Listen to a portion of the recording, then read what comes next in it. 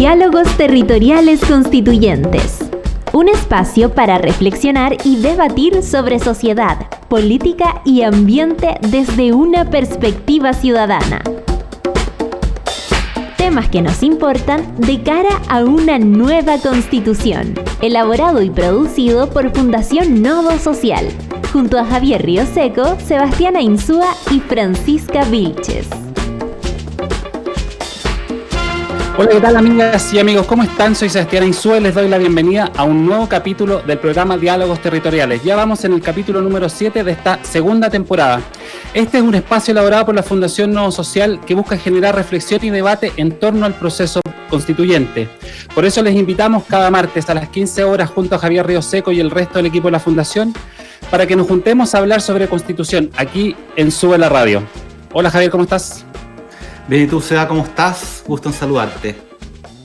Bien. Oye, ¿por qué vamos en el capítulo 7? 7. ¿Y por qué hiciste en el capítulo 7? Trunks. Bueno, oye, Seba, en el capítulo de hoy vamos a tener varios temas, gran invitada. Hoy lo que veremos principalmente y exploraremos el desafío de la incorporación de los independientes en la eventual redacción de una nueva Carta Magna para el país. Y en nuestra sección de entrevistas conversaremos junto a Javiera Rodríguez, ella es periodista y es la vocera de la plataforma No Gracias, Rechazo, con quien abordaremos el análisis sobre las visiones y argumentos detrás de la opción rechazo.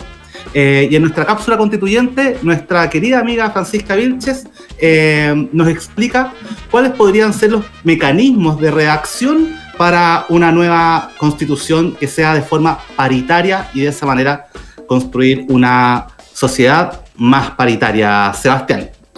Además tenemos una larga discusión o un largo revisión de las últimas noticias sobre el proceso constituyente que cada día son más y más.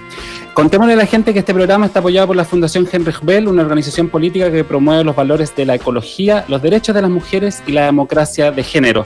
Y también queremos mencionar aparte del equipo, a Francisca Vilches, que ya la nombraba Javier, que ella es artista y fundadora del Comité Conserva Mata, y a Pablo Abrams, que es productora audiovisual y que nos apoya en las cápsulas, además de Charlie y Luis, que están en la producción de aquí de la radio.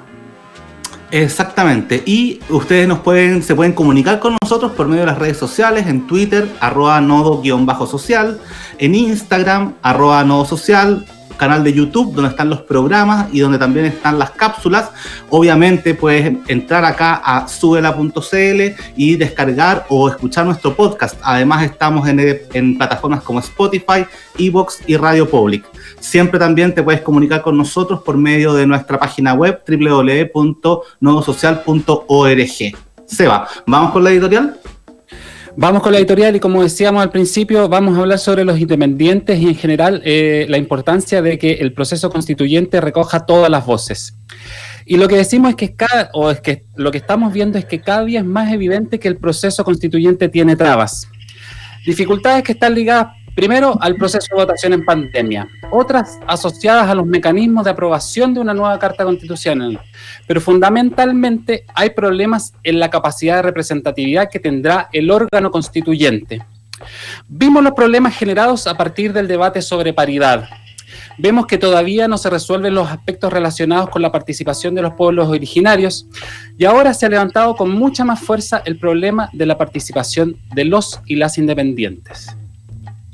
Está claro que con los mecanismos actuales no permiten o hacen muy difícil el involucramiento activo de personas que vayan al proceso constituyente fuera de los partidos. Y a propósito de esto es importante destacar que en general los sistemas políticos están basados en partidos, porque se supone que ellos son los catalizadores de las demandas sociales. En algunos casos, incluso la ciencia política tiende a definir las democracias como democracias de partidos, porque los partidos serían claves en los sistemas políticos. En general, los partidos debieran ser la base que permite aglutinar las demandas ciudadanas. Sin embargo, hoy día vemos que esto debiera funcionar bien cuando los partidos son representantes legítimos de esas voces. Lamentablemente en Chile, los partidos están conformados por una élite que está alejada de la ciudadanía. Por ello, es que las demandas de participación de los independientes también tiene directa relación con la crítica a los partidos y a sus actores. Pero más allá de eso, y en concreto, el sistema de elección proporcional que tiene Chile y que se va a usar para esta elección está basado en 2 etapas o fases. La primera es el peso y la votación por listas, y luego las personas más votadas dentro de esas listas. Esto quiere decir que las listas importan, e importan mucho. Tanto así que hay varios casos de miembros elegidos en elecciones populares en los últimos periodos, llámense concejales, diputados e incluso senadores, que teniendo porcentajes de votación muy bajos han sido arrastrados por aquellos candidatos más votados de sus listas. Es por ello que, incluso aunque las restricciones para la inscripción de los independientes se reduzcan, es difícil que puedan incorporarse una gran diversidad de voces en el órgano constituyente. Los partidos lo saben y están buscando aceleradamente nombres para ocupar estos cargos que lamentablemente están casi designados por el sistema político que tenemos hoy día, están más o menos anclados. Lo que nos hace pensar que quizás el proceso no termine siendo tan diverso como quisiéramos. Pese a esto, ello no implica desechar la instancia de una nueva constitución. Creemos que este es un proceso histórico que nos está enseñando la importancia de la participación activa en política. Nuestra reflexión no es una invitación al inmovilismo o a la desazón, sino más bien al involucramiento decidido y consciente en un proceso que, si bien no es todo lo que quisiéramos, es más de lo que hubiésemos soñado hace un año atrás, Javier.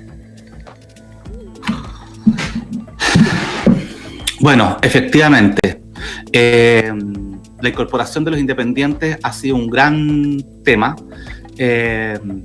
Y ya lo veníamos conversando nosotros con respecto a qué tan difícil o qué tan probable puede ser de que hayan candidaturas independientes en la eventual redacción, ¿no es cierto?, en la eventual elección de una opción ya sea como mixta constitucional o una convención constitucional completamente 100% redactada por, comillas, ciudadanos, que es justamente el punto que planteas tú, Sebastián. Porque hoy justamente se inicia la tramitación del proyecto para incluir a independientes en el proceso constituyente, y justamente es la Comisión de Constitución de la Cámara que iniciará la tramitación del proyecto que facilita la inscripción de independientes. Justamente lo que se busca es de que, si es que gana la opción apruebo el 25 de octubre, se pueda equilibrar la balanza entre los que podrían ser independientes y que no sean efectivamente arrastrados o inmersos dentro de una militancia de un partido político.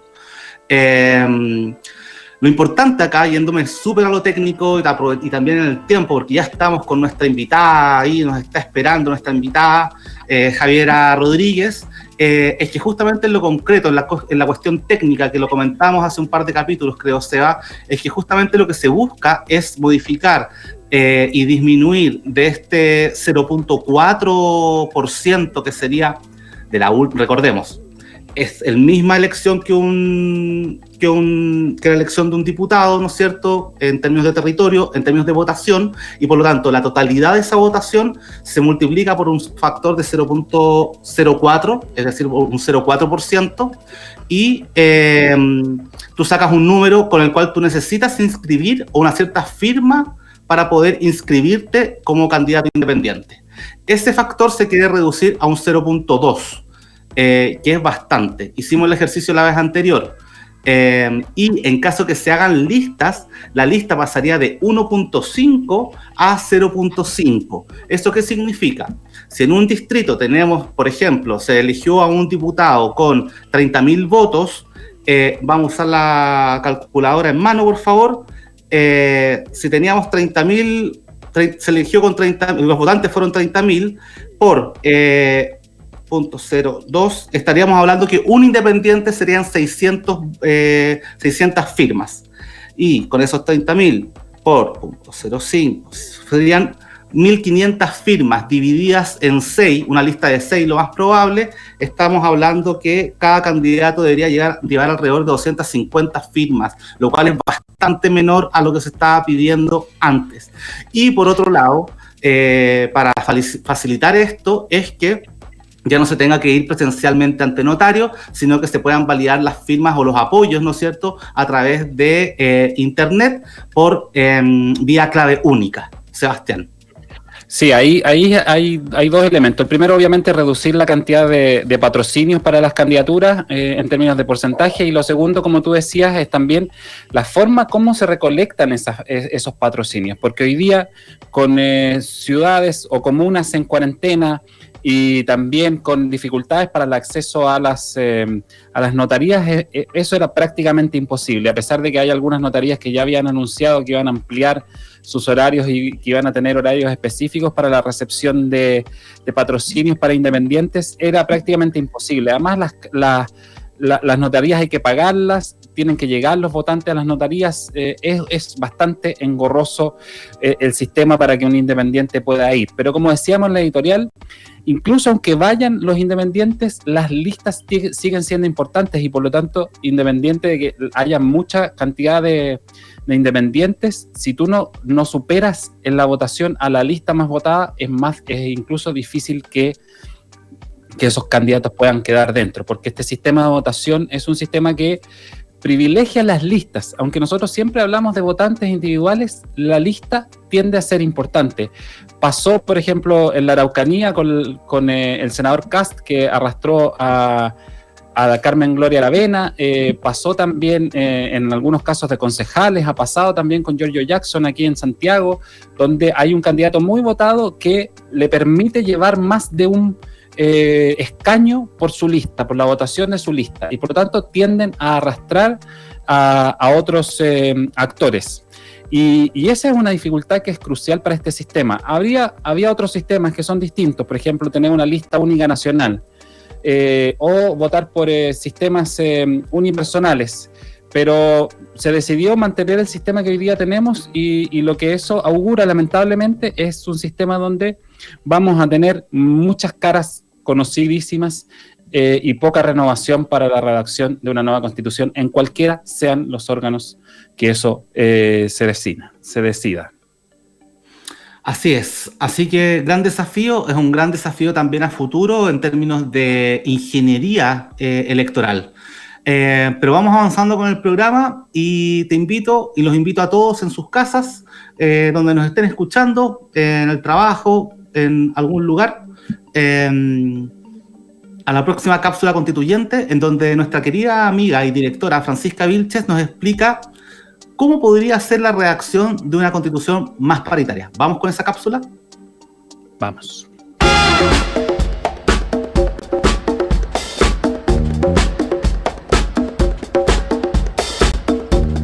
Hola, soy Fran Vilches, soy Francisco Vilches y hoy día vamos a hablar de cómo tendría que construirse una constitución para que sea paritaria y que por ende nuestra sociedad también lo sea. En el contexto del estallido social de octubre y de las negociaciones para generar un espacio constituyente, distintos sectores políticos y sociales pusieron sobre la mesa la necesidad de que la elaboración de una nueva constitución contara, entre otras cosas, con la participación de espacios garantizados para las mujeres y para los pueblos originarios. Sin embargo, el camino para lograr la inclusión paritaria de las mujeres no fue sencillo. A mediados de diciembre del 2019 se discutió en el Congreso la reforma constitucional que abrió el camino constituyente y si bien se aprobaron muchos elementos importantes, fueron rechazadas aquellas indicaciones relativas a la paridad de género, cuotas de pueblos indígenas e independientes por no alcanzar los respectivos quórum. Por ello, desde enero se siguieron tramitando en el Congreso algunos proyectos de ley relacionados con lo anterior y recién en marzo de este año se publicó la ley número 21.216 que reguló el tema de los independientes y la paridad de género. Como hemos mencionado en otras cápsulas, la representación de pueblos originarios aún está pendiente. Volviendo al tema de género, debemos recordar la baja representación de la mujer en cargos de elección popular, como alcaldes, concejales, diputados y senadores, lo que es sin duda uno de los desafíos de nuestra democracia. La ley que mencionamos considera dos ámbitos de aplicación: candidatos y electos. Por un lado, las listas de candidatos deberán tener equilibrio de género, es decir, las listas que estén integradas por un número par de candidaturas deberán tener el mismo número de mujeres y de hombres. En cambio, si el total de postulantes fuera impar, un sexo no podrá superar al otro en más de uno. Al mismo tiempo, las listas deberán alternar entre hombres y mujeres, mecanismo conocido como cedra, las cuales serán encabezadas por mujeres. Por otro lado, y complementariamente, deberá haber un equilibrio entre hombres y mujeres al momento de elegir convencionales constituyentes. Se mantendrá el sistema de asignación de escaños por cifra repartidora, asegurando proporcionalidad, con una distribución alternada, que permitirá a la convención conformarse de forma paritaria. En consecuencia, en los distritos que eligen un número par de escaños, deberán resultar electos un 50% de mujeres y un 50% de hombres. También se establece la fórmula para distritos impares. No podrá resultar una diferencia de escaños superior a 1 entre hombres y mujeres. Habrá factores de corrección al interior de las listas y subpactos, justamente para asegurar la representación de mujeres. Por ello, no se puede establecer antes de la elección el porcentaje exacto de hombres y mujeres que serán parte de esta instancia. En principio, cada sexo estará representado en un 45% y un 55%. ¿Y qué pasa si gana la convención mixta constitucional y no la convención constitucional? Solo se aplicarán estas normas a ese 50% de candidatos que deben ser electos directamente por la ciudadanía. Hasta hoy, tenemos una ley de cuotas que se aplica para las elecciones de diputados y senadores, pero solo a nivel de candidaturas y no a nivel de electas, como establece esta nueva ley. Por ello, esta modificación es un gran paso para la representación más justa entre hombres y mujeres, aunque podría significar cierta dificultad a la hora de conocer los resultados. Espero que les haya gustado la cápsula de hoy. Los dejo cordialmente invitados a que sigan escuchando el programa Diálogos Territoriales Constituyentes, todos los martes a las 3 de la tarde a través de Sube la Radio.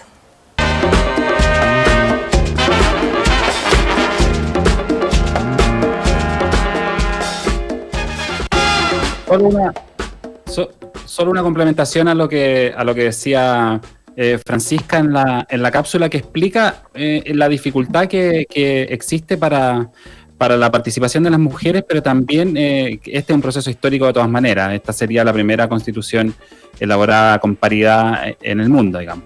Pero si es que se elige la convención mixta, los partidos se van a agrupar en listas dentro del Parlamento y por lo tanto también podríamos tener un modelo más o menos de representación tal cual como existe hoy día en el país, porque la votación se va a hacer entre ellos y por lo tanto seguramente se van a agrupar por intereses y grupos políticos afines.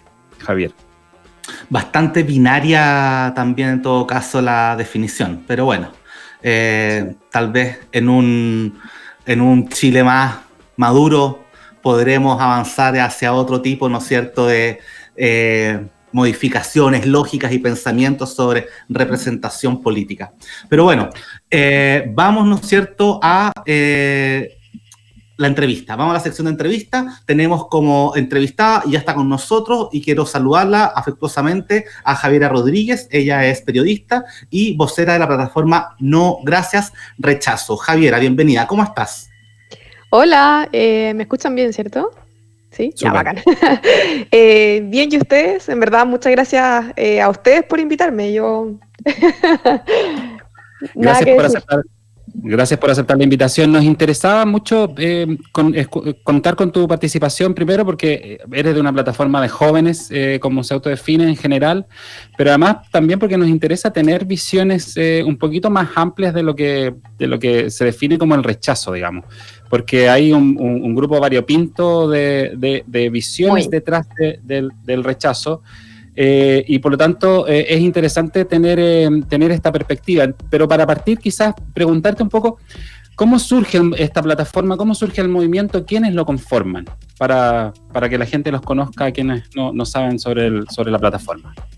Mira, es una larga historia, pero para resumirla, varios de nosotros éramos compañeros en la universidad, algunas generaciones más, unas generaciones menos y de distintas carreras. Y nos habíamos juntado en principio porque había que definir quizás la posibilidad de ir candidatos a constituyente. Como ya somos, yo era parte del movimiento gremial en la Universidad Católica y ya como desafío generacional, como ya tenemos que ir de candidatos, qué sé yo, podríamos crear una especie de plataforma que nos ayudara como a realizar este trabajo más territorial. Con el pasar de los días y las semanas, nuestra misión cambió rotundamente, más que enfocarnos en generar una plataforma para ser constituyente, que era un desafío como quizás más a futuro, era estar en la batalla misma, en el apruebo y el rechazo, y en este caso nosotros en el rechazo, y desde ahí se empezó a construir, como teníamos una misión bien así como utilitarista de ya hagamos una plataforma para ser candidatos, a hacer algo que en verdad nos moviera, que en verdad que valiera la pena como generación, que es una batalla más de ideas, una batalla, y quizás no batalla, porque suena como muy, muy, muy feo, pero como un espacio para poder encontrarnos como generación con ideas, con propuestas, y ahí surgió No Gracias, que de hecho es como la plataforma de jóvenes por el rechazo más institucional que hay, y quizás también desde el apruebo. Nosotros ya tenemos como personalidad jurídica y todo el cuento, entonces, bueno, un poco con esa idea en mente y como fuimos trabajando, fue proponernos ser la opción joven del rechazo, y creo que de alguna u otra manera lo logramos. Es más difícil movilizar a los jóvenes de derecha, pero bueno, algo hemos logrado. Javiera, Oye, Javiera, me gustaría hacerte algunas preguntas, una pregunta yo creo que tiene que ver justamente con los motivos y las razones para rechazar.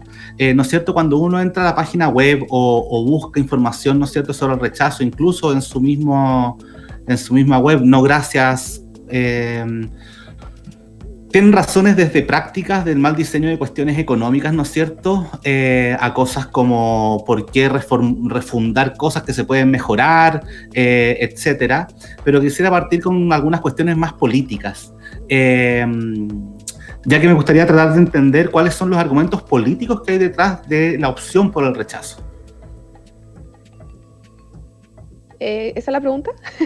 Sí. Ya, argumentos políticos.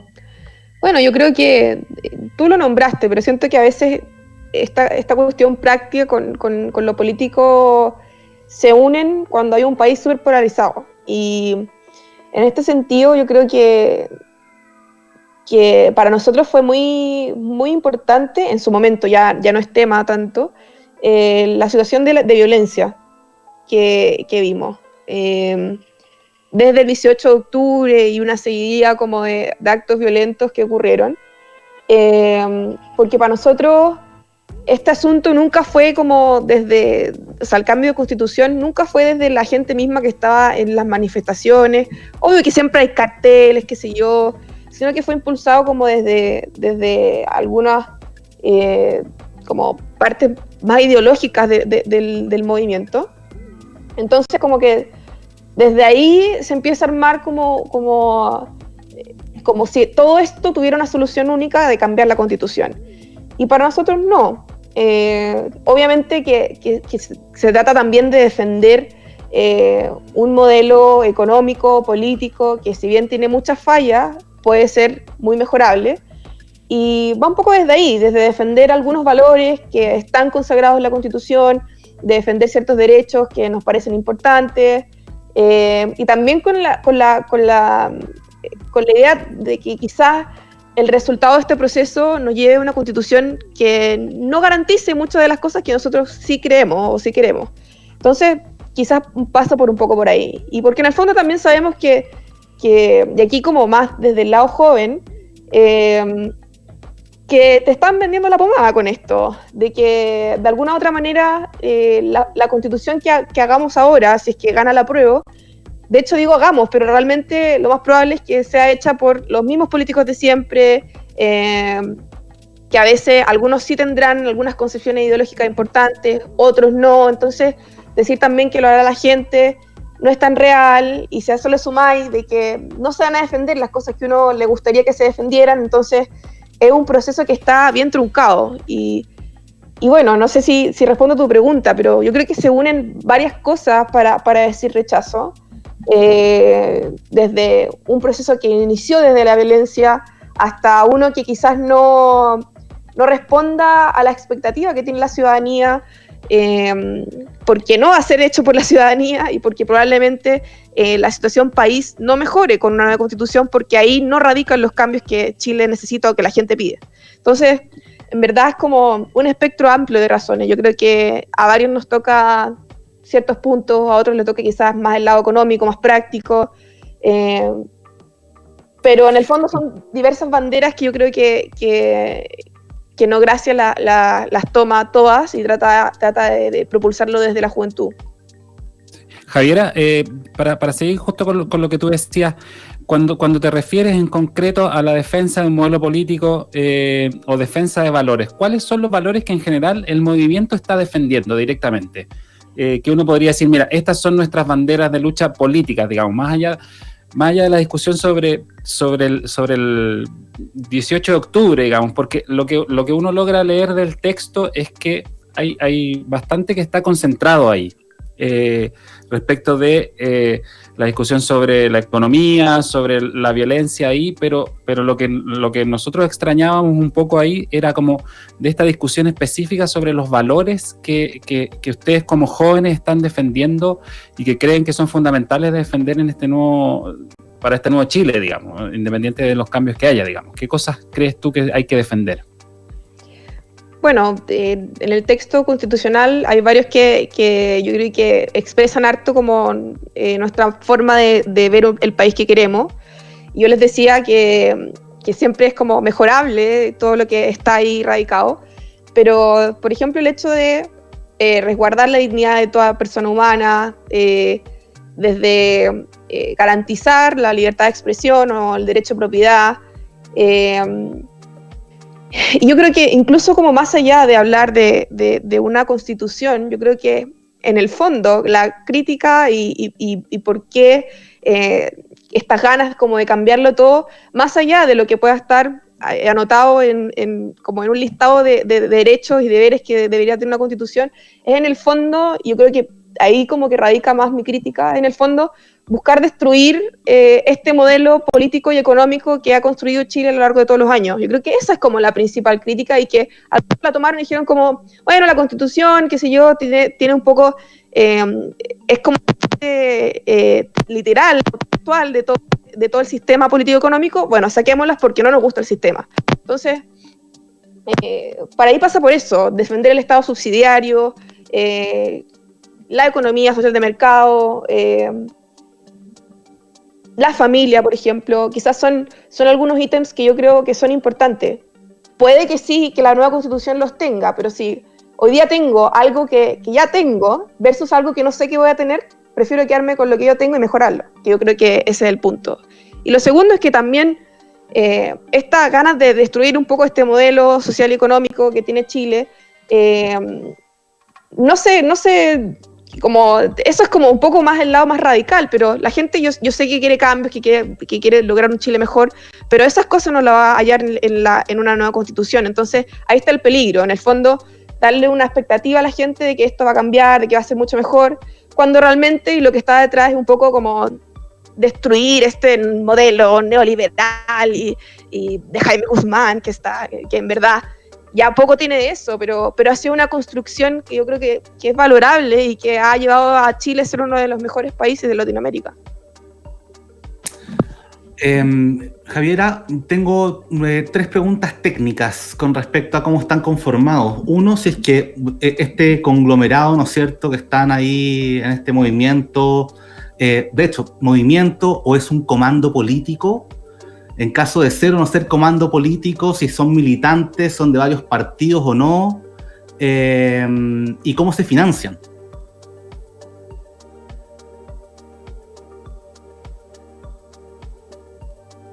No te escuchamos. No. A ver. Ahí sí. Ahí sí. ¿Ahí sí? Sí. Sí, ya. Es que parece que estaba pegándole al micrófono. Les decía que No Gracia en el fondo es un movimiento, porque podemos estar nosotros dirigiendo y todo, pero hemos viajado por hartas ciudades de Chile y tenemos harto número de inscritos, de jóvenes, y en verdad es bien basado en el sistema de voluntarios. No sé si somos un comando político, porque como que siento que es demasiado color, pero sí hay varios miembros de diferentes partidos políticos, de RN, de Bópoli, de Acción Republicana, Partido Republicano, de la UDI, algunos que son dirigentes, otros que son militantes base, algunos que no somos militantes. Yo, por ejemplo, no soy militante de ningún partido. Entonces, como en el fondo yo creo que hay un conglomerado de jóvenes por el rechazo. En algún caso en particular fuimos amigos, entonces ahí se impulsó un poco el movimiento, pero así como que tenemos mucho poder, no creo, pero al menos tratamos de impulsar todo lo que podamos desde la juventud y ser como el ala joven del rechazo, que hoy día no hay mucho. Pareciera que el rechazo es como, suena un poco como más de viejos, ¿no? Pero es como ser la facción joven, la patrulla juvenil, quizás sin ser militante ni ser tan famosillos, pero ser como ese lado del rechazo, que yo creo que harto que falta, porque hoy día las campañas son de redes sociales, las campañas son de terreno, bueno, ya no tanto por el COVID, pero falta como ese espíritu joven que yo creo que la prueba nos gana con creces, entonces tratamos un poco de responder por ese lado. Javiera, y a propósito de este patrulla juvenil, ¿cómo toma la patrulla juvenil las opiniones de actores, por ejemplo, como Pablo Longueira o como Piñera? Vimos incluso que había un meme que ustedes hicieron a propósito de las piñericosas sobre el texto que él presentó hace algunos días. ¿Cuál es lo que uno escucha de Pablo Longueira y de algunos actores dentro de la derecha? Es que él decía particularmente, con mucha fuerza, decía, el rechazo es una posición que no nos lleva a nada, digamos, o sea, que no tiene visión política, porque solo una posición de defensa. Entonces la pregunta es, ¿cómo reciben ustedes esas visiones? ¿Cómo reciben, por ejemplo, que el presidente Piñera haya planteado de manera indirecta que él ya está pensando en un nuevo texto constitucional y que de alguna manera uno puede decir, pues era igual a lo que había, si lo analizamos la semana pasada en este mismo programa, pero de alguna manera ya están planteándose esta idea del debate. ¿No quedan de repente a contrapelo o con el pie forzado los equipos que están apoyando esta posición del rechazo? Mira, para serte muy sincera, y aquí voy a hablar como a título personal, pero yo sé que voy a representar a varios de mis compañeros, es una lástima, es una lata gigante, porque yo creo que Pablo Longueira, Piñera y cuantos más que están en la apruebo, que es legítimo, ojo, como Lavín también, es súper legítimo estar en el apruebo y ser de derecha y ser de apruebo. Yo en algún momento lo estuve, de hecho, cuando partió al principio del estallido social, yo entiendo las razones de por qué alguien podría estar por el apruebo, pero echar abajo una opción que tus propios compañeros de partido, en el caso de Pablo, que muchos son de la UDI y están por el rechazo, o Piñera, que es parte, la mayoría de tu sector está con el rechazo, y decir que no vale la pena, que no es el camino, que en el fondo poco vale, es de merecer el esfuerzo gigante que muchos estamos haciendo. Y no solamente hablo como de esfuerzo, así como que he pasado muchas noches leyendo y debatiendo por el rechazo, sino que estamos tratando desde nuestra visión del mundo, desde nuestra visión política, defender las ideas y los valores que nosotros queremos y creemos. Y con esa defensa y con este discurso, con movimientos como nosotros, como No Gracias, y como tantos más que se han levantado, en el fondo estamos dando una pelea que ninguno de ellos se ha atrevido. Entonces, o sea, imagínense, como yo voy a salir en la franja, por ejemplo, defendiendo lo que yo creo, la manera que creo que se deben hacer las cosas, de por qué rechazo, etc. Y imagínense como todas las funas que voy a recibir por eso. O sea, yo mañana voy a cerrar mis redes sociales para que nadie me moleste, pero a lo que voy es que tiene un costo, y tiene un costo para los jóvenes que estamos en esto, porque significa plantearte desde un punto de vista, significa que en 20 años más, por ejemplo, si gana la prueba, te van a decir, oye, la Javiera que estaba por el rechazo en su momento, como, no quiero como extrapolarlo al sí y al no del 89, pero en el fondo también va a ser como va a ser un tema de conversación en el futuro, y si llegara a ganar la prueba, va a haber un costo para los que estuvimos por el rechazo, hay un costo ahora, y desmerecer todo ese costo cuando estamos defendiendo las mismas ideas que ellos quieren defender, supongo, es súper duro porque para estar en el rechazo hoy día y ser joven y estar en el rechazo, uno tiene que ser valiente. Entonces, como yo valoro muchísimo que hayan personas del mismo sector que estén por el apruebo, me parece genial que en la derecha haya un amplio espectro de opciones, pero decir que desde esta posición no se está luchando por lo que uno cree o por lo que el sector debía creer, me parece falto de realidad y también falto de poner los pies en la tierra, de que la gente que está detrás tuyo está poniendo el corazón, te está poniendo el futuro en esto, y desmerecerlo así porque tú estás por otra, es súper penca. Y quiero preguntarte ahí sobre eso mismo. ¿Hay un cálculo político ahí a propósito de cómo quedan forzados para la elección de los convencionales? Sí, y eso es lo que más paja me da, como porque ni siquiera estáis como pensando en verdad dar la vida por una elección y dar la vida por tus convicciones, sino que estáis pensando en lo que me conviene o no para mañana según lo que creo que va a pasar. O sea, ni siquiera estáis moviendo el dedo porque las cosas cambien, porque yo realmente creo que Pablo Longueira, por ejemplo, Lavín, yo realmente dudo como si ellos están por el apruebo. Bueno, pero están por el apruebo, ok. Pero pensar en el apruebo simplemente por las consecuencias que le va a traer la UDI, la UDI onda va a tener como, va a tener difícil la elección si gana el apruebo y nadie de nosotros está ahí, como...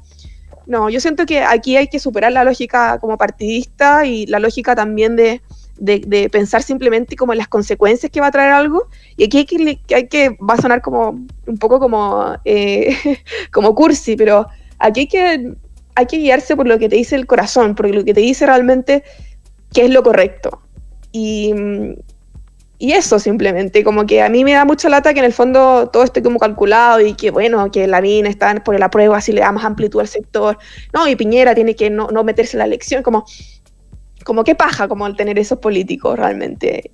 Si estuvieran por el apruebo y se movilizaran por eso, yo les aseguro que ni a Lavín ni a Pablo Longueira van a estar felices, ni Felipe Kast van a estar felices moviendo banderas si es que ganan el apruebo. Porque yo creo que no es lo que creen y porque realmente están haciéndolo por un cálculo político. Entonces como que me da bastante lata. Javiera, parece que estoy muy indignada. Javiera, una última pregunta para ir cerrando. En caso que gane la prueba, ustedes les van a pasar de todas maneras dos papeletas. Una va a ser rechazo, ¿no es cierto? Y la otra. ¿Ustedes por qué están? ¿Están por una convención mixta o por una convención constitucional? No hay ninguna como posición oficial de No Gracia. Yo creo que la mayoría está por la mixta. Pero en mi caso, a mí me da un poco lo mismo, la verdad.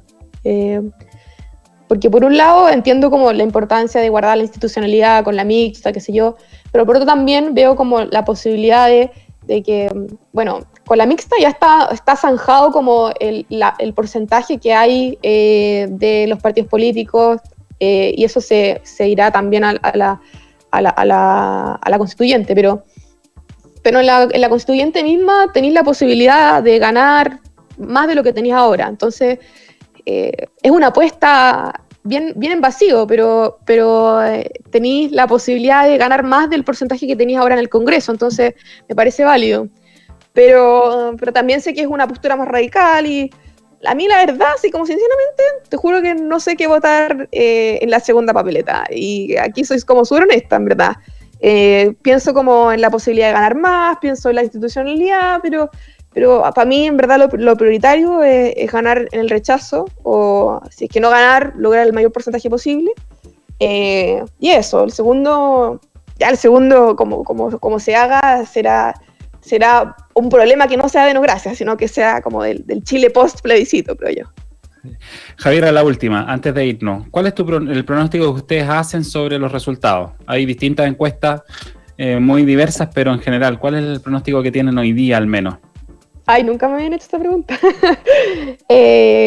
Ya, mira, voy a no responderla. yo sé que algunas encuestas dicen el 20 y tanto por ciento, algunas el 30%, hay unas como bien under que dicen como el 40%, qué sé yo. Pero yo no me quiero echar a morir ni estar tan ansiosa por lo que diga la encuesta, sino que mi trabajo simplemente es lograr que el rechazo gane. Yo nunca, y eso que he participado como en hartas elecciones estudiantiles, nunca he tenido un pronóstico sobre mí misma, por ejemplo, si voy a ganar o voy a perder, y tampoco quiero tenerlo con respecto al rechazo, porque yo estoy segura que hay mucha gente que no se atreve a decirlo, que hay mucha gente que no, que tiene miedo hasta de comunicárselo al encuestador, y espero que así sea, porque quiero creer que también hay un voto oculto bien importante. Pero nadie sabe, en verdad. Yo creo que nosotros partimos perdiendo. Nosotros partimos desde que el rechazo iba a salir un 1%, de que todo el mundo iba a estar por el apruebo, qué sé yo. Entonces, para mí, cualquier porcentaje es positivo. Siempre es ir creciendo. Y nada, yo en verdad espero ganar. Pero prefiero no decirte si vamos a ganar por cuánto o si vamos a perder por cuánto. Para mí todo esto es una apuesta, y porcentaje que ganemos para mí va a ser un triunfo, porque realmente hemos combatido esto contra viento y marea, y ha sido súper duro, y la posibilidad de crecer para mí es como el valor que ha tenido todo esto. Javiera, un gusto. Bueno, muchas gracias. Estuvimos conversando junto a Javiera Rodríguez. Ella es la vocera del movimiento No Gracias Rechazo. Javiera, gracias por tu tiempo, gracias por la entrevista. Gracias por habernos acompañado. Muchas gracias, y no, qué bacán que están haciendo este programa. Muy entretenido. Gracias, Javiera. Chao, que estés bien. Chao, me desconecto nomás, ¿cierto? Sí. Chao, chicos, gracias. Chao. Bien, y nosotros seguimos avanzando rápidamente luego de la entrevista con Javiera Rodríguez, y nos vamos a las noticias constituyentes cuando nos quedan 33 días para el plebiscito, don Javier.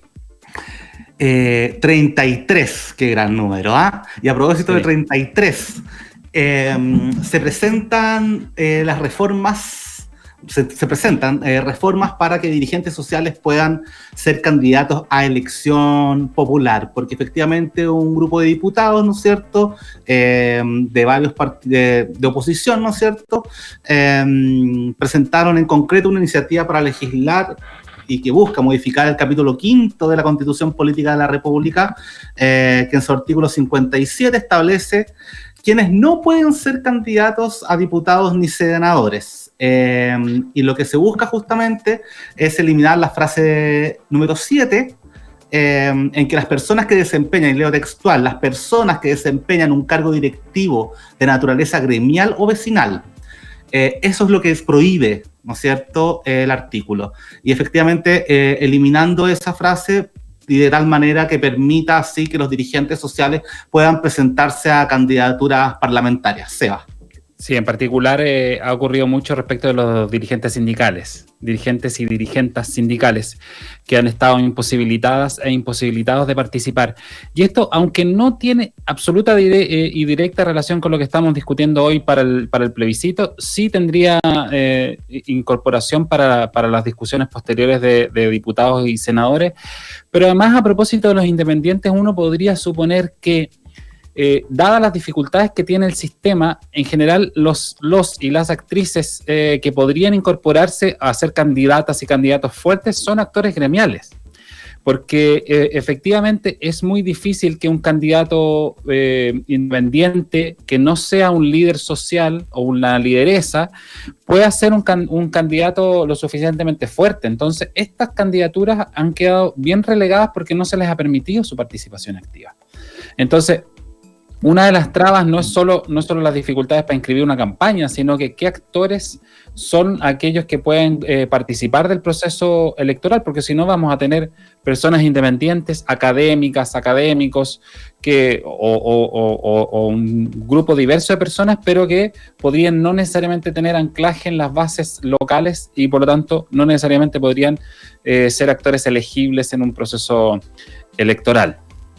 Ahora bien, yo creo que de todas maneras tienen que haber ciertas exigencias mínimas y no tan mínimas para que no cualquier persona, un grupo de amigos se vaya al CERVEL, se inscriba y aparezca en la papeleta. Ahí efectivamente, claro, entonces, ¿dónde se regula? ¿Cuál es ese umbral? Yo creo que está lo interesante de la discusión y esperemos de que se pueda llegar a buen puerto.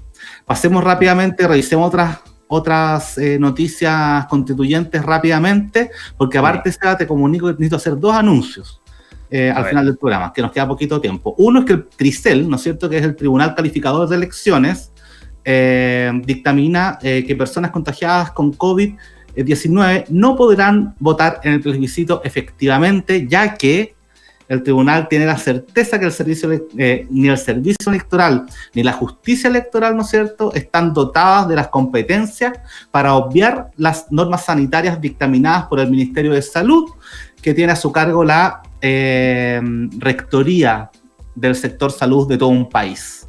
Entonces, dan efectivamente, eso queda sentenciado en que efectivamente las personas contagiadas de COVID no podrán votar en estos 33 días más. Aunque sí se ha dicho, y lo dijo el vocero hace un par de días también, que si una persona con COVID va a votar no se le va a poder prohibir, pero sí podría ser tomada presa o sancionada, digamos. O sea, en rigor no va a haber capacidad, claro, no va a haber capacidad para hacer una trazabilidad de que las personas efectivamente estén en sus casas, pero sí eventualmente se les podría tomar presos o sancionar si es que van a votar. Entonces hay una dificultad de la legislación, de la fiscalización, independiente de que hay que garantizar el derecho a voto. También entendemos que va a haber muchas dificultades para hacer esa fiscalización. Y a propósito de esas noticias en torno a los problemas asociados a la pandemia y el plebiscito, Boric, el diputado Gabriel Boric, envió un oficio al subsecretario del Interior porque buscaba reconocer cómo se implementarán medidas para aquellos que han tenido que modificar sus residencias respecto a su domicilio electoral. Es decir, lo que se busca establecer o permitir generar permisos especiales y salvoconductos para que las personas puedan trasladarse a lo largo del país para ejercer su derecho a voto. Es raro que se empiecen a hacer estas cosas a última hora, porque efectivamente uno en general cuando tenías que desplazarte mucho tiempo, una cantidad X de kilómetros, podías justificar tu no ir a votar, ¿no es cierto? Ahora supuestamente va a ser es libre y voluntario, pero no sé, me queda la duda de esas cosas. Yo entiendo lo que dice, y no solamente él, sino que seguramente muchos parlamentarios. El mismo caso que pasó el fin de semana de la diputada Núñez, si no me equivoco, que justamente saltó una barrera sanitaria y es diputada por Biobío y tiene domicilio en no sé dónde. Perdón, fue la diputada Carvajal. Entonces, bueno, esas cosas tan a última hora, igual que esto de los independientes, a mí me parece bastante, es bueno que esté saliendo, y que ojalá se mejore la ingeniería electoral de una vez por todas, pero tenemos que ir avanzando hacia eso, Seba. Sí, a lo que se refería Boric ahí en esas solicitudes, que hoy día hay restricciones para movilizarse a lo largo del país. Entonces, por ejemplo, él decía que en el caso de Magallanes hay gente que está, son magallánicos, o magallánicas que estudian en otras ciudades, por ejemplo, y que están en Magallanes y no pueden volver a las ciudades donde estudian para votar, digamos. Y también puede estar ocurriendo a personas que no han podido movilizarse a los lugares donde tenían efectivamente su domicilio electoral. Y por lo tanto, eso va a generar algunas restricciones. Vamos a ver cómo se resuelve y qué tanto golpea al proceso electoral que se nos viene. Pero bueno, siguen ocurriendo Magallanes tiene una situación bastante particular con todo lo que es el COVID. O sea, en los últimos días han tenido más de la mitad de los fallecidos por COVID durante todo el tiempo de pandemia. Pero bueno, ahí nos metemos a un tema sanitario que es más complejo. Seba. A propósito del proceso constituyente, y después algunos ya están entrando en las decisiones del órgano constituyente propiamente tal. Hoy día, hace un ratito, hace un par de horas, el Frente Amplio presentó una declaración donde cuestionan el acuerdo de 2/3 pactado en noviembre para el proceso constituyente. Básicamente lo que ocurrió es que ayer lunes el vocero de gobierno Jaime Belolio afirmó que una eventual convención encargada de redactar una nueva constitución debería contar con un quórum de 2/3 de las partes pactado además en noviembre para aprobar las normas que den paso a una nueva constitución. Y lo que dijo el Frente Amplio es que no queremos la intromisión del gobierno y que eventualmente este nuevo órgano constitucional va a tener autonomía para definir las normas que se va a autoimponer.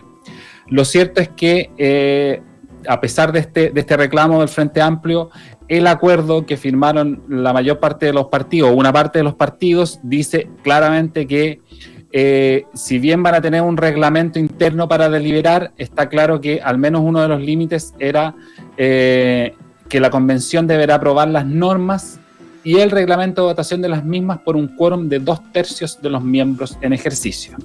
Oye, a mí no me queda claro esto de la intromisión. O sea, ningún funcionario de gobierno, ninguna persona, el presidente no podría haber dicho el discurso que dio frente a Naciones Unidas hoy, porque también sería una intromisión. O sea, todos los ministros, todos deberían estar callados frente a frente al proceso constitucional. No sé, a mí me parece, yo no lo entiendo francamente. Me parece que es demasiado adoctrinado incluso.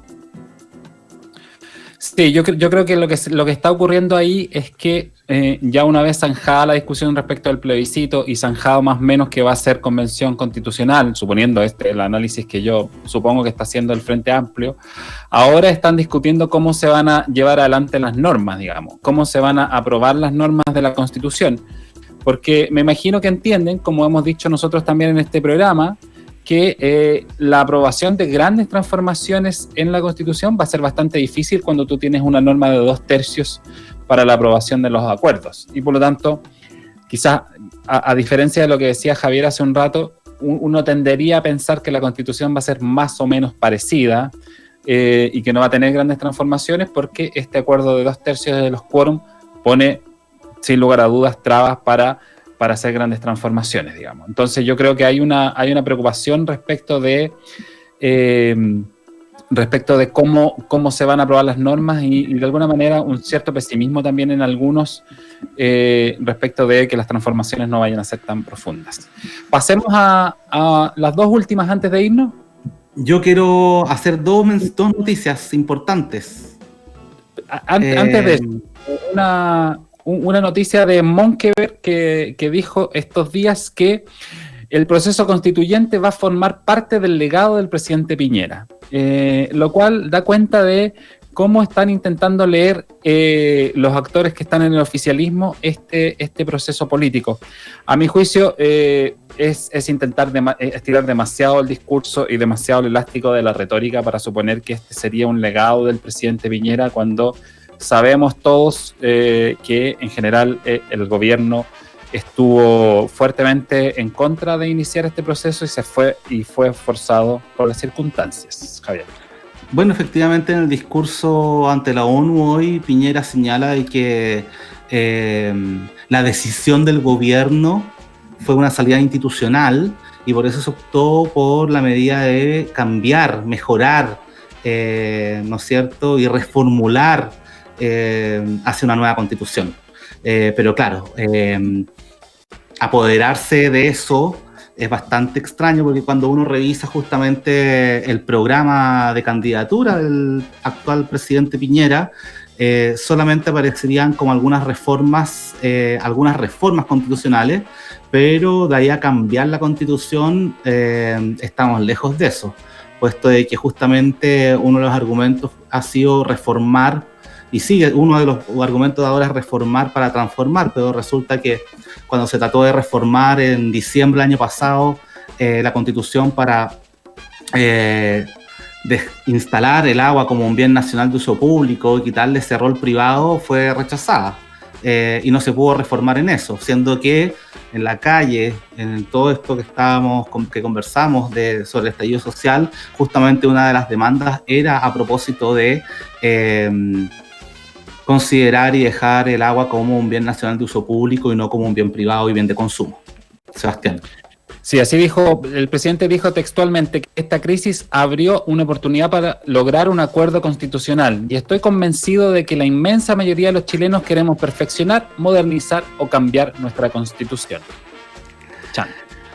Vamos, nos quedan unos minutos, así que vamos con las noticias importantes de Javier, antes de irnos. Bueno, efectivamente, el jueves que viene, este jueves 24 de septiembre a las 7:30 de la tarde, el Gremio de Arte Contemporáneo en Chile, ¿no es cierto?, el ACA, vamos a conversar sobre cambio climático y agroecología para un nuevo paradigma. Esto dentro de lo que se ha denominado dentro del gremio como formación, es decir, formar tanto a los socios del ACA como a público en general sobre qué implicancias puede tener y qué relaciones existen entre el arte contemporáneo y otros temas, en este caso con agroecología, quien estará de invitado Pablo Sarabia, él es docente de la Universidad de Playa Ancha, sociólogo, y por otro lado, cambio climático, estará Maisa Rojas, que también es docente de la Universidad de Chile por su lado, y veremos qué cruces hay entre estos temas en conjunto con el arte contemporáneo.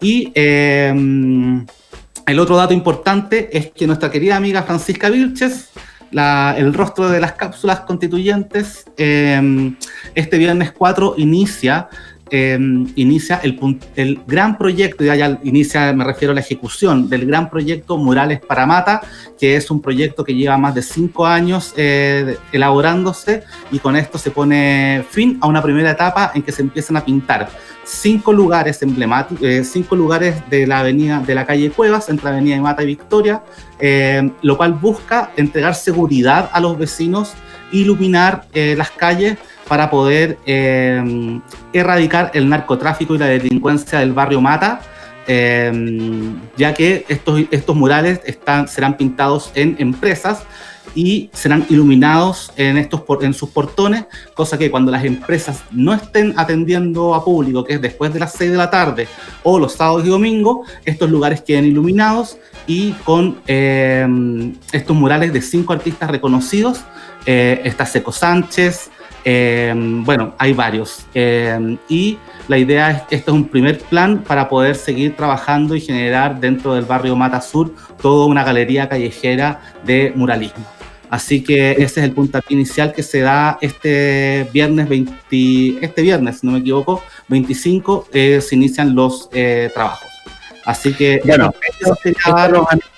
hechos los anuncios, les damos las gracias por habernos acompañado. Les recordamos que pueden escribirnos a radio@nodosocial, en Twitter @no_social, Instagram @nodosocial, en nuestro canal de YouTube, en también nuestra página web nodosocial.org, y se pueden bajar la aplicación de Súbela, que está disponible para iPhone y que próximamente va a estar disponible para Android. Les agradecemos mucho habernos acompañado. Recuerden las noticias y las invitaciones que acaba de hacer Javier, y nos encontramos en las cápsulas en las distintas plataformas para seguir conversando sobre Constitución. Gracias, Javier.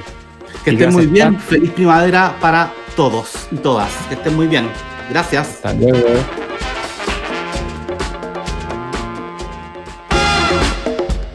Eso fue Diálogos Territoriales Constituyentes, un espacio para reflexionar y debatir sobre sociedad, política y ambiente desde una perspectiva ciudadana. Temas que nos importan de cara a una nueva constitución. Escúchanos en vivo cada martes a las 3 de la tarde por Súbela Radio, y siempre en formato podcast en súbela.cl o en nuestra app.